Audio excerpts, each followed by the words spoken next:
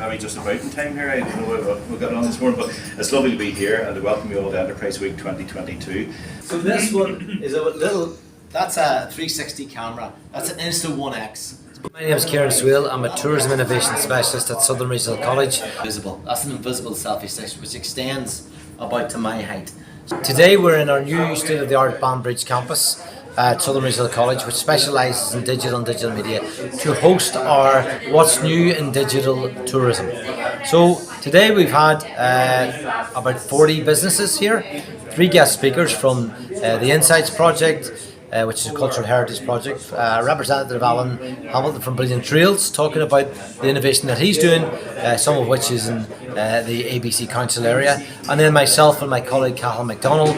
We've been talking about projects that we've been working on over the last 18 months to 2 years. A lot of them have been around digital technologies, and what we highlighted today was how we've used them, and from a practical basis how relatively straightforward it is to use these tools.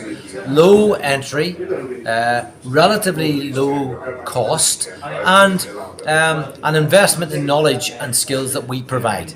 Some of them may require you to act. Kieran Cunningham, I'm the Chief Executive of Banbridge District Enterprises, and today we're here at Southern Regional College to discuss the Digital Heritage Programme, which we're just working on with the Erasmus Plus funded project, and we're working on this project to deliver digital heritage custodians training materials that they can work with to enhance their experience. You were showing lots of examples of overseas projects that are being researched and the information's on there.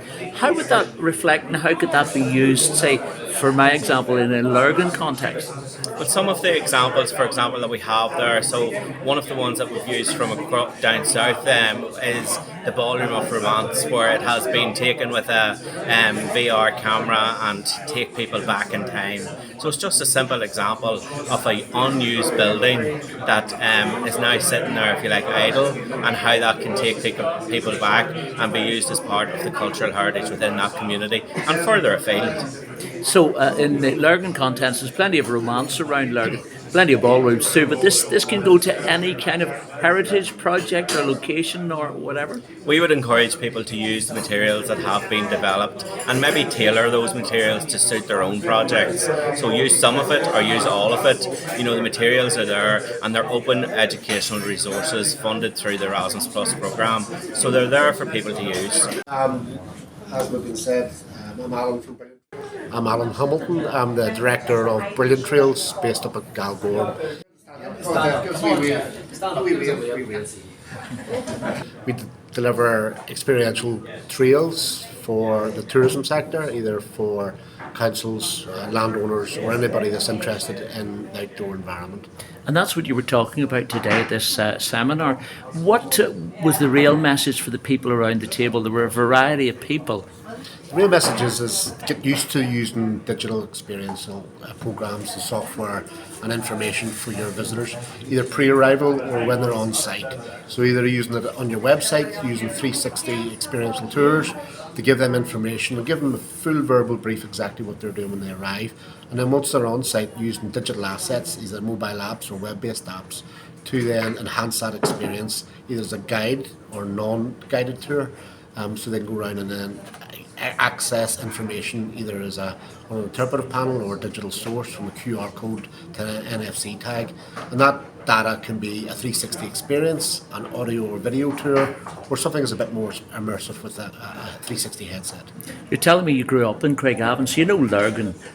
What opportunity is there for Lurgan to embrace this kind of philosophy technology? In Lurgan, obviously it has a rich history from, obviously it's a plantation town, but obviously the linen industry as well. We've got Lurgan Park, obviously Brownlow House, and there's a lot more assets around there. So a lot of that there can be done initially using the existing interpretation that's in there that the council provided. So in Lurgan we can enhance the whole town, from using 360 animation. We can rebuild buildings that were there in the past from old photographs or sketches.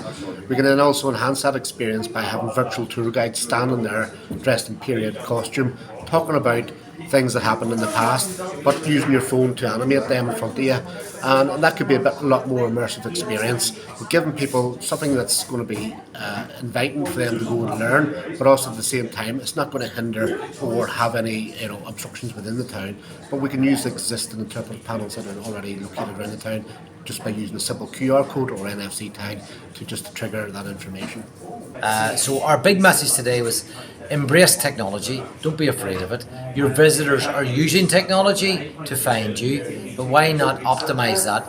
Make more of the technology to get them to stay longer and to get them to come back. So our big message today was, if I can do it, so can you.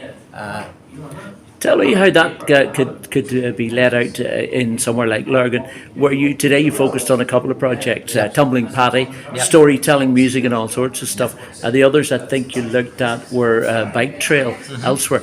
How do you see that being used, say, in Lurgan, and where do you see it might be used? There's loads of opportunities in Lurgan, and as you know, we had a group of tour guides that we trained through the college. I can think of lots of examples. I mean, Lurgan Park, where you delivered your own tour, fantastic. The built heritage of Lurgan is fascinating, and you could take any particular time period there.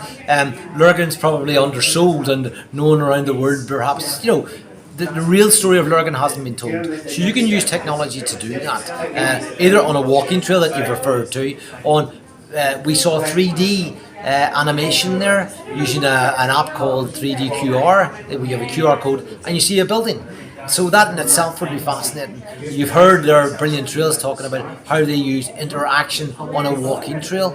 I've used examples where I would say to guides, point your phone up to it and something happens. So it's not that the technology that you use would replace the guide, it will enhance your tours. So there's a lot there that could be done in an organ. You need a bit of get people to work together, or if it's an individual, get them to think about how could you interpret this? Because that's what your visitors are looking for. They're looking for that.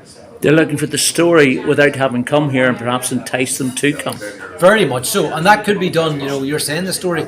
I could hear the story on a podcast, which is that you're an expert in. But you could be taking aspects of your podcast. You could put that into a virtual room of Lurgan, and you could highlight certain assets. And then people say, "Do you know what? I now want to go there, because I've just seen a short video in a virtual environment." That's not overly difficult to do. It's not. You need a wee bit of investment in the skills, but that's doable. So that's a very good example of how you can get people to come.